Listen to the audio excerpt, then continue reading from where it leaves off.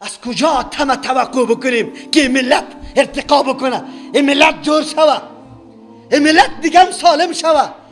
نه از علوم عصری به او مستوای رسیدیم که لا عطل راحتی مادی حاصل میکردیم و نه از علوم دینی خو بالکل بستره را جمع کردیم.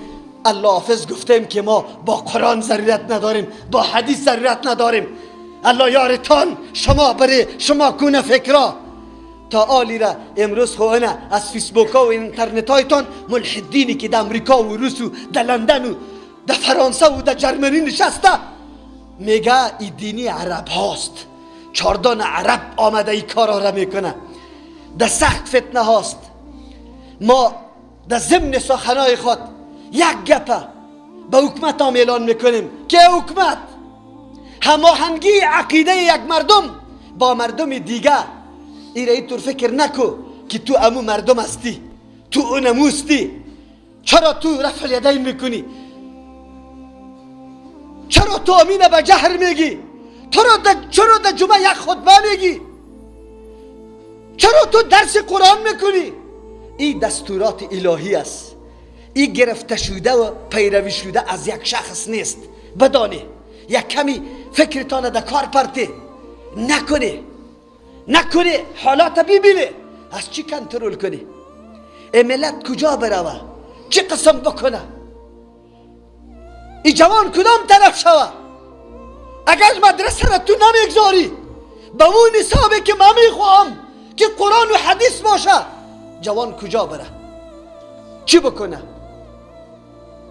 تو زمینه را مساعد نمی کنی، خود به خود تو زمینه را مساعد میکنی و باز جریمه میکنیش، میگیریش.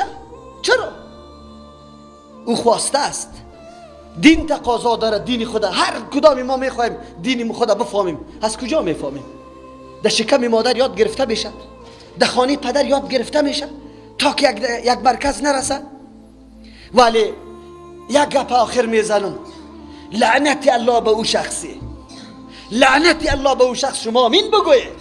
لعنت الله به او شخصی که درسا و مراکز قرآن بسته میکنه با شیطانی خود، با دسیسه های خود،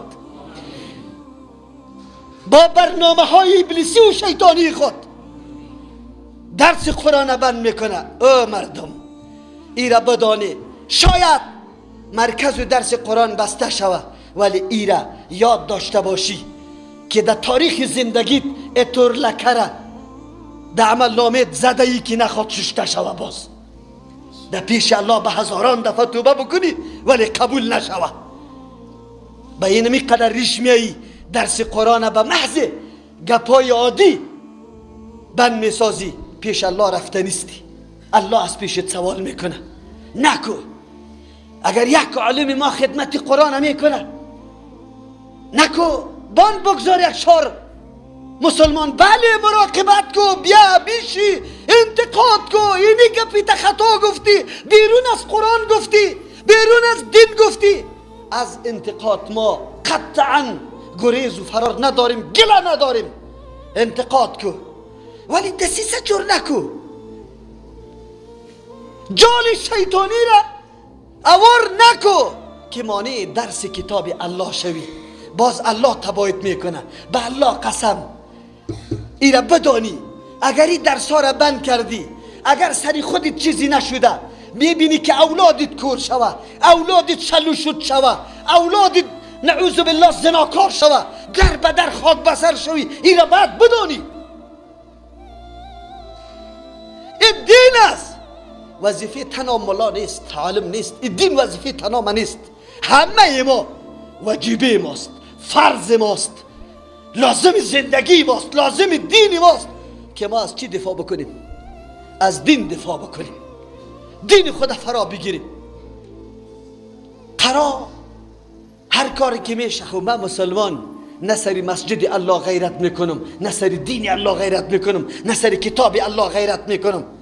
یک روز یک مسلمان یک عریضه را پیش کرد، در تلویزیون برد که از جناب محترم حکمت صاحب ملا امام مسجد ما برای ما ترجمه قرآن کریم میداد و بیگاه برده شده توسط نیروی شما. یا جرمش برای ما علنی بگوی که اینی جرم است، نشان بده.